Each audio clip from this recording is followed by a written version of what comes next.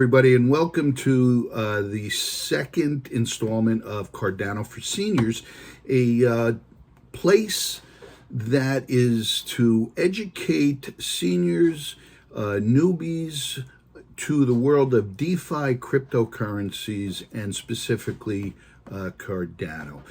Today's installment, we're going to go way back to the very beginning, the genesis, so to speak, of where DeFi, decentralization, and blockchain came. Part of it is in the libertarian movement way back in France, which wants to be free and decentralized. And you'll hear that term a lot, decentralization, and that has to do with wanting to be free. Free of government, free of influence, free of control. Kind of a free will thing. The other area where blockchain came from was from a very early 1840s woman named the Countess of Lovelace, or Ada Lovelace as she is known. She is the daughter of Lord Byron, the somewhat infamous author, but he is well known for the 5 W's, even if you don't know where that comes from. But if you're a writer, you've heard of the 5 W's, who, what, when, where, why. Well, he was the father of Ada Lovelace.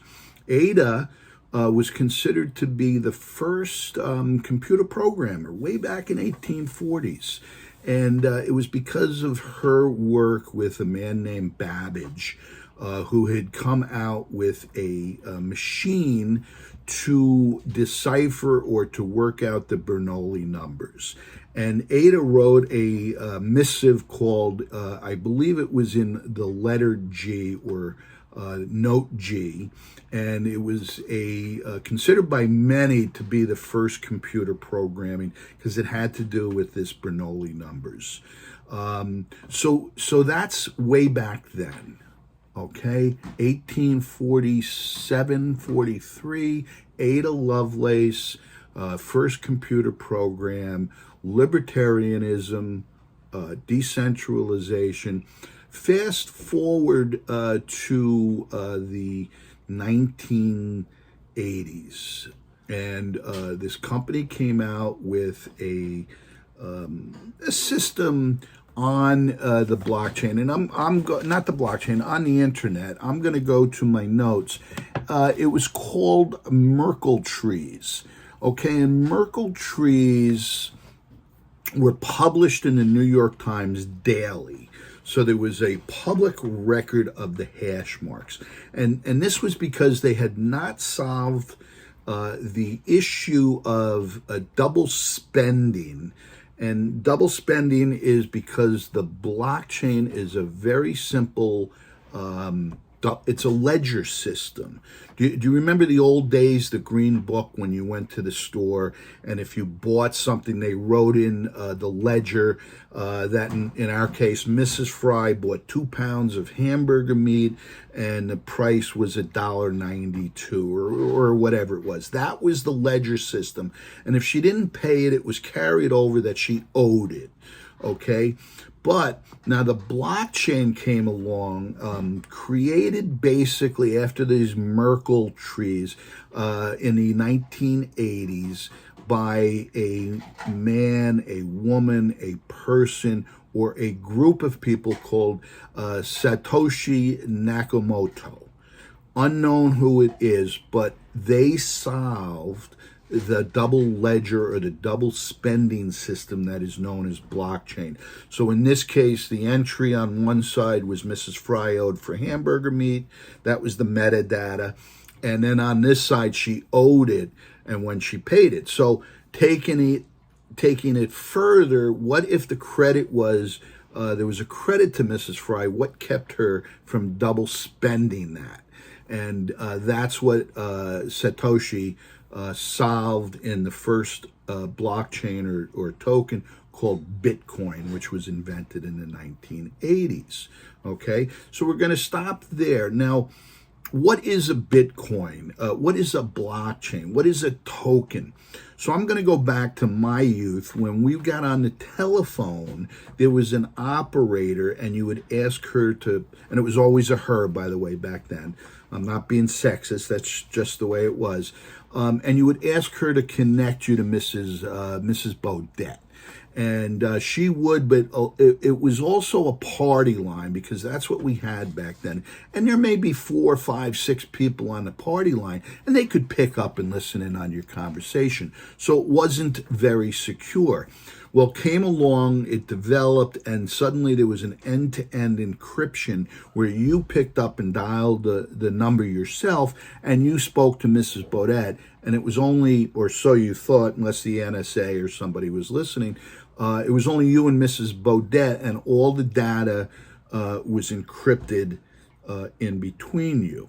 Well, cryptology, a mathematical formula, is what blockchain is encrypted with. It's put into these blocks as defined by Satoshi, and it's called metadata that's in there, and it's put in a cryptologically secured basis.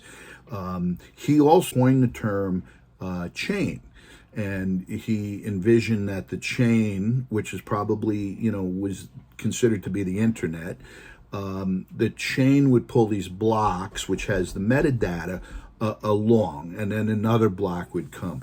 In the case of Bitcoin, the blocks have a 10-minute pause or 10-minute difference between block to block. That's a long time. Ethereum came along, and it went down to 14, 15 seconds between blocks, much quicker. Other cryptocurrencies have come along, and they have shortened the difference between the blocks to 5 seconds in some case. And where Bitcoin could only put so much metadata, so much in that block, other cryptocurrencies have come along, and they've figured out ways to put much more metadata in them.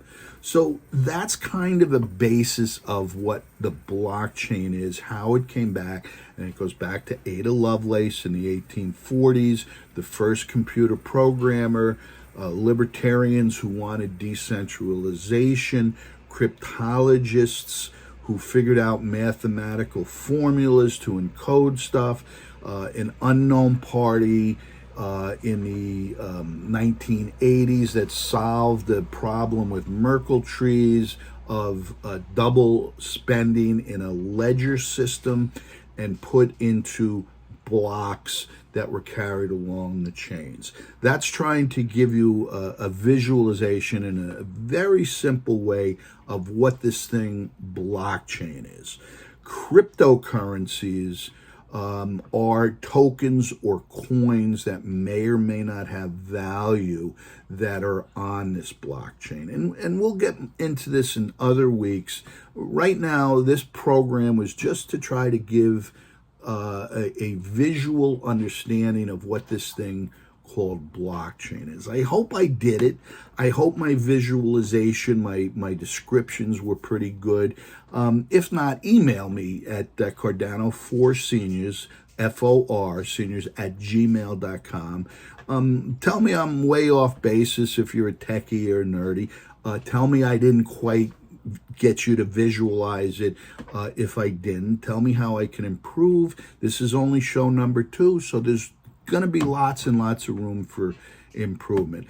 Following weeks, we're going to get more into risk management of the cryptocurrencies. We're going to do deep dives into different cryptocurrencies, starting with Bitcoin and Ethereum. And of course, we're going to get into a deep dive on Cardano. But that's a few weeks down. Before we do that, we're going to go through terms. Different words. We're going to get into Eli 65, explain like I'm 65. Things like what does crypto mean? What's a bag? What is HODL? What's going, go to the moon. It's not from the honeymooners, I'm I'm going to explain that in very simple terms called Eli65. So please do me a favor. Down below somewhere they say there's a subscribe button. Subscribe. Follow us on social media. We have a Facebook.